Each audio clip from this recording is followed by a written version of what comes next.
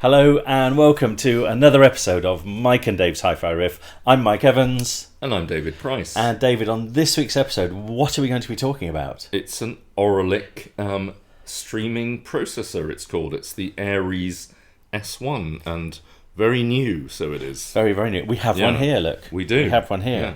Look at this. This is... Oh, look at that. Yeah. Ooh. That's Mike's got... it's beautiful. We just managed to get a fingerprint on the front. That was my fault. I did that. I know, I'm really sorry about that. So this is a sorry. professional show. Richard Bates, who's lent us this, is going to not be very impressed with me. Sorry, Richard. But no, this is it's just beautiful, isn't it? I think it's absolutely beautiful. It's got this sort of this just one piece glass fascia at the front, mirrored, slightly mirrored. It is slightly mirrored. Yeah, it's a glorious display. Yep.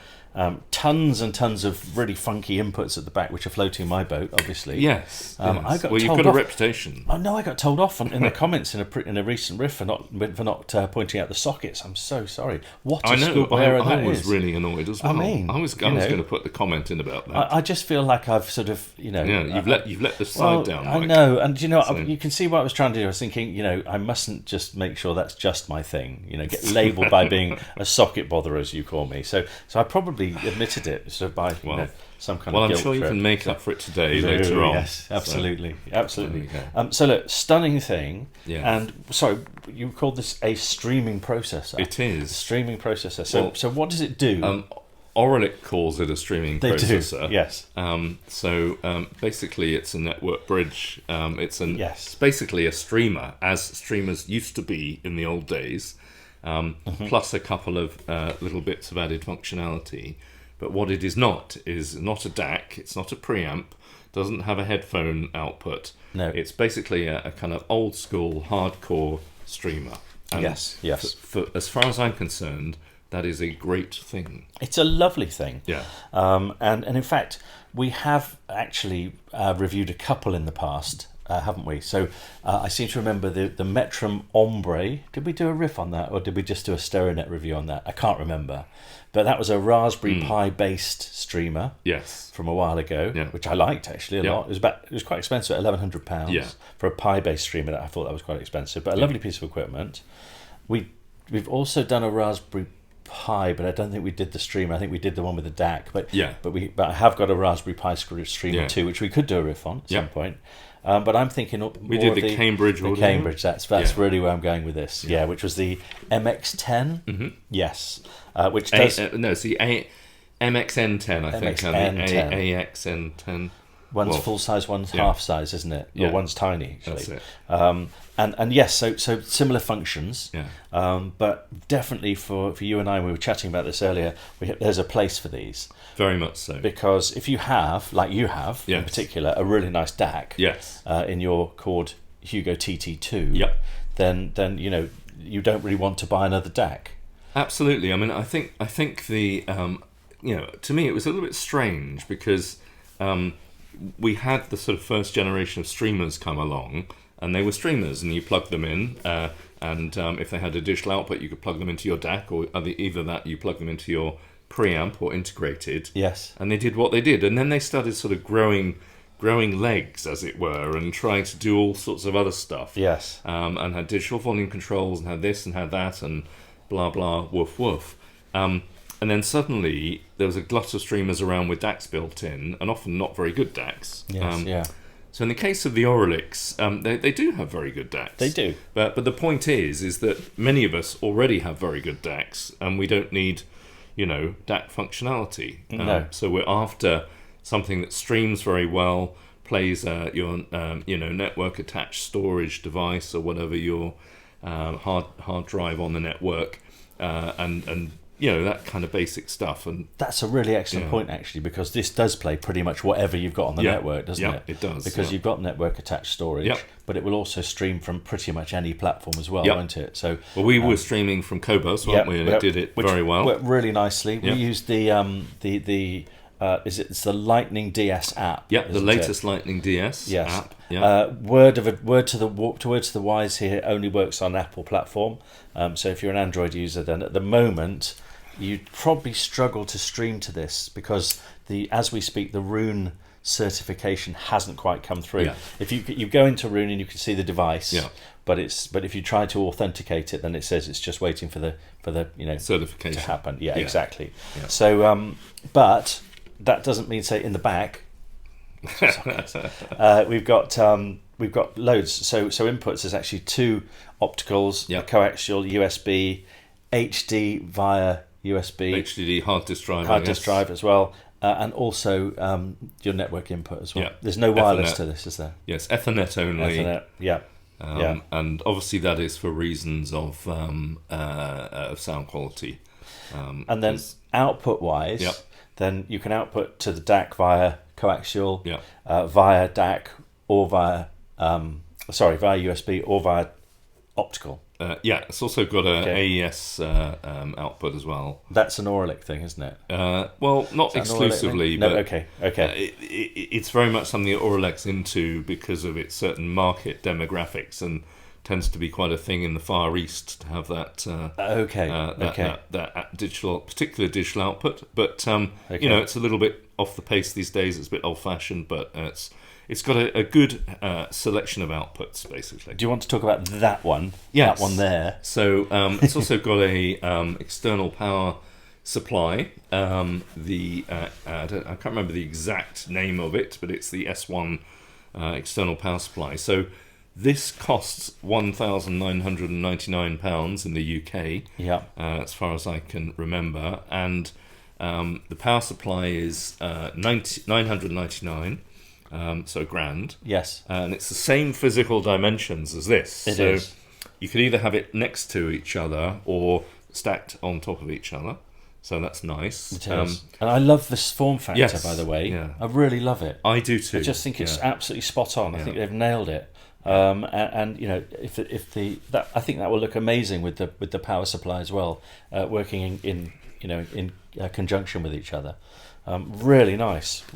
So I think it's great because it is just simple and unassuming. It's almost like it's not styled, and for that reason, I think it's going to look great in 10 years' time. Yes. Rather than, can you remember those kind of 90s amps and stuff that had all those swoopy faces and stuff? Yeah, and then yeah. 10 years later, they look just like ancient. No, they? quite.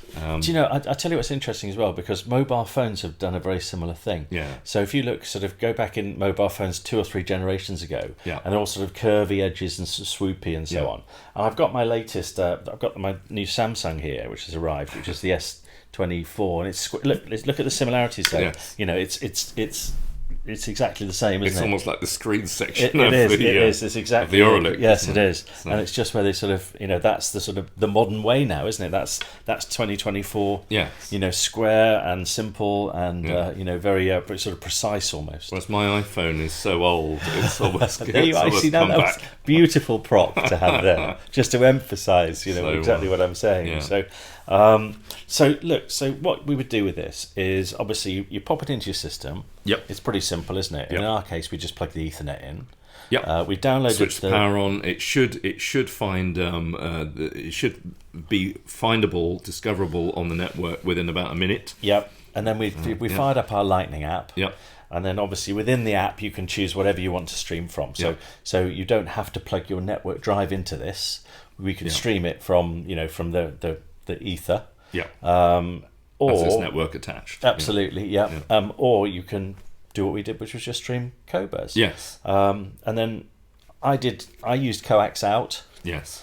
Into something rather special, dare I say? Yes, which you haven't stopped talking about. I haven't actually. Now, depending on, and those of you who we're very flattered to watch us regularly, you'll know that sometimes our riffs come slightly out of sequence. So we haven't yet recorded, but we will record a riff on the chord Dave. Yes. Named after you. It was. Named after you. One of the best products named after me, I have to say. Certainly one of the best products named after you. In fact, the only downside with that is I can't think of any other products named after you, but I'm sure somebody will. I was going to say, certainly the best DAC I've ever heard called with my name on it.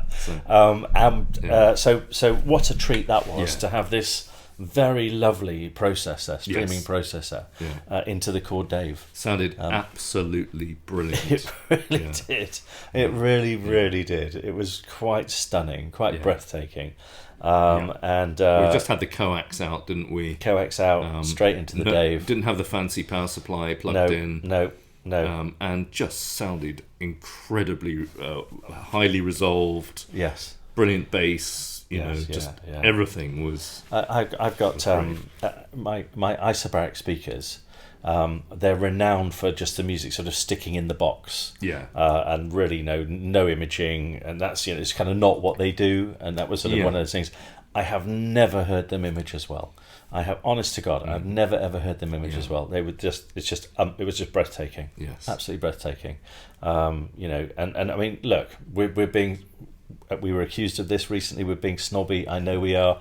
We're talking about a $2,000, processor here, and we're talking about 11K nearly for the Dave. 10.5, I think, at the moment. So I mean, we're talking stupid money, but this kind of makes my point, though, Mike. Because if you did buy a Dave in 2016 or whenever it came out, it's still a great DAC, and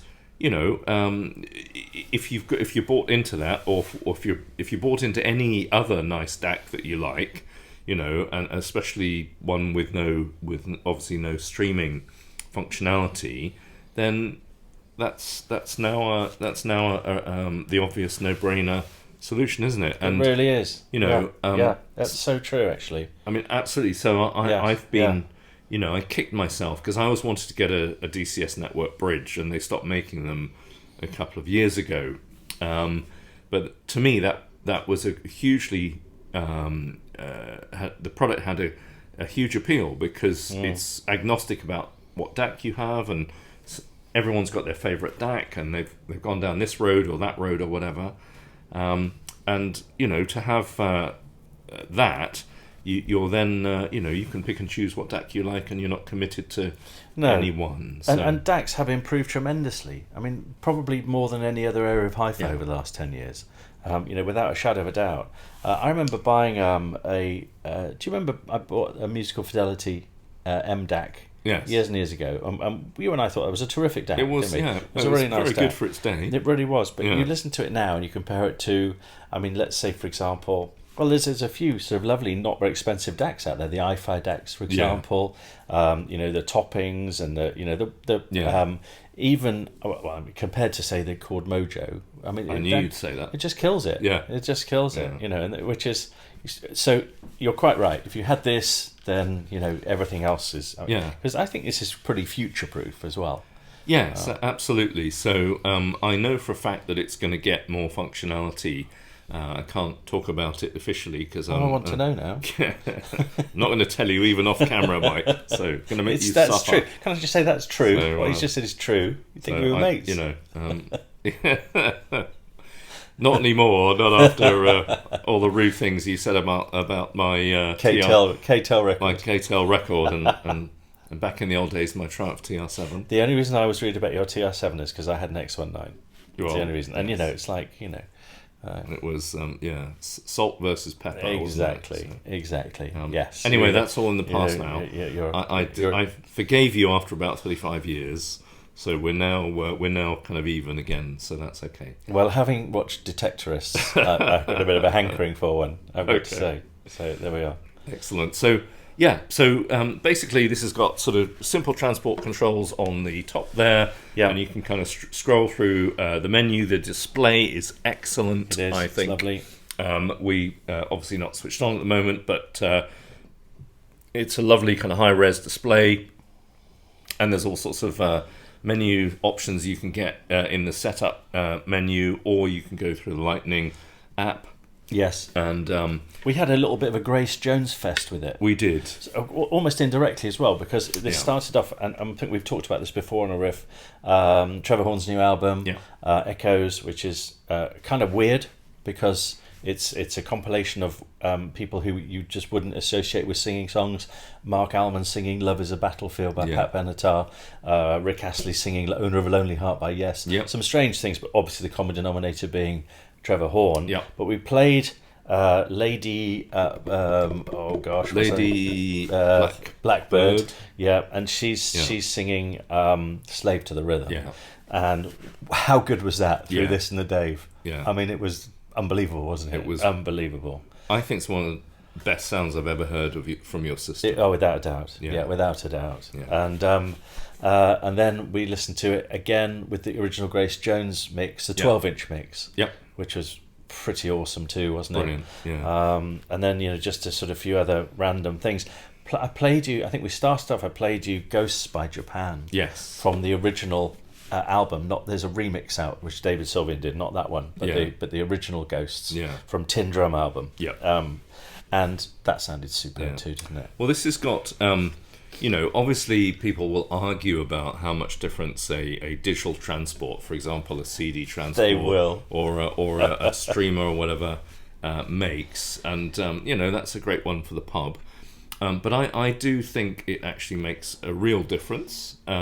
It's not absolutely profound. It's not like comparing £100 speaker with a £10,000 speaker. It's not that much difference, but still, you can really tell when you've got a good digital front end, I think. And the DAC that we were using, in this case the Chord Dave, and in my system at home as well, I've got the TT2 at the moment, Hugo TT2, just fantastic. Yes, just really, really good. So well resolved, and the timing as well was very, very good as well. Yes, yeah. Just a kind of natural sound. It didn't sound. Well, it sounded very organic. It didn't sound digital to me. So no, and you've addressed the elephant in the room as well, haven't you? And the elephant in the room is that. And look, I'm not clever enough to explain this at all. And my logical brain tells me that these things really shouldn't make much difference because, they're just taking ones and zeros and sticking it into a DAC basically. Yep. So why would this sound different to a Raspberry Pi, and why would that sound different to a any other streamer, to the Cambridge? Yeah. But they do, and it's as simple as that. And it's not like a question of snake oil. It's a really audible difference. Well, I think digital noise is a big part of that. But there is a difference, I think, definitely. And so if you're looking for a sort of very good digital front end, streaming front end that can kind of carry up to DACs such as the Chord Dave or things in that price range, this is good enough. I would say that a Cambridge Audio MXN10 isn't quite good enough for the sort of £500 area. I guess the argument's similar to power, isn't it? I mean, it's 240 volts. 240 volts is 240 volts, but that a power supply makes a difference. Yeah. And maybe it shouldn't. I don't know, but it does. And these things, I'm sure there's science behind them all. Yes. I guess for me, I'm much happier just to listen and try and make my own opinion whether it makes a difference. And if it does, then I'll spend the money. And if it doesn't, then I don't. Yes, absolutely. Now, I haven't heard this with the power supply. Yeah. But I'd be fascinated to. Yeah. Just for those reasons. Yeah. Just be absolutely fascinated to. And then you get into that horrible hi-fi spiral, don't you? Where do I spend another £1,000? Yeah. Is it worth the extra £1,000? And that's just that's what we do, isn't it? That's the game we're in. It's not compulsory. You don't have to buy it, and you don't have to buy this either. No. But to me, it's just got a very good form factor, a very nice display, a nice solid app. And it sounds very, very good. It does a great job. Extremely good. Yeah. And it's not full of kind of extras that I don't really want or need. But it's future proof. Yeah. To be fair, it's future proof with loads and loads of inputs and outputs. Enough inputs and outputs for practically anybody, and it's hard to criticize. And to me, the thing I like about it is that it does all of that in a compact form factor. Yeah, I agree. I agree. And lets you get on with your own DAC life, as it were, by yourself without telling you what you should be listening to. No, 100%. And I think it's it's a sensational piece of equipment. I think it's really, really hits the mark. Really hits the mark. So that's a firm thumbs up, I'd say. Yeah, without a doubt. Yeah. Personally, for me, it's the most interesting Auralic product I've seen. Okay. And there's some very good ones, but for me personally, that I could see one of those being in my system. Oh, without a doubt. Yeah. Getting used for all manner of purposes with all manner of things. Yeah, 100%. 100%. No, I couldn't agree more. And in fact, I mean, I know we've been totally spoiled plugging it into the Dave, but I could see this working, really nicely with a multitude of products. Yeah, you don't need don't need a 10 grand DAC for it. And as you quite rightly said, Auralic makes some lovely DACs. Yeah, which would fit beautifully with this. So there we are. Excellent. Let's do a revolver on it. This is going to be an interesting one. So I'm going to give it a 9.5. Okay. I don't think it's the most amazing product ever made, bar nothing. No. But it is a very impressive product, I think. Sure. Okay. So, well, I'm gonna give it a 9 now. Yes. And the reason why, it's actually twofold. One is because I struggled a little bit. Yeah. Because I'm an Android user. Yes. And the Lightning DS doesn't work on Android. Yes. And also, it's not Rune accredited yet, and Rune is my main product. I think as soon as I can use it, yes, then it's going to be a 10. You can't function as a human being without Android or Rune. No, exactly. No, and that's the thing. You can't go down to the shop and buy a cup of some milk. I know or something. that I'm probably very, very much in that sort of that minority lobby. Yeah. But we're a powerful demographic. Well, you are. Yes. And there we go. And when I showed him my iPhone, he just looked in horror. I did. So it's like, what's the point of that? No, there we are. I'm very happy with my Galaxy S24, brilliant, which matches the face shape. Oh, how convenient. Excellent. And on that note, thank you so much for watching this episode of Mike and Dave's Hi-Fi Riff, and we'll see you at the next one. Thanks. Bye.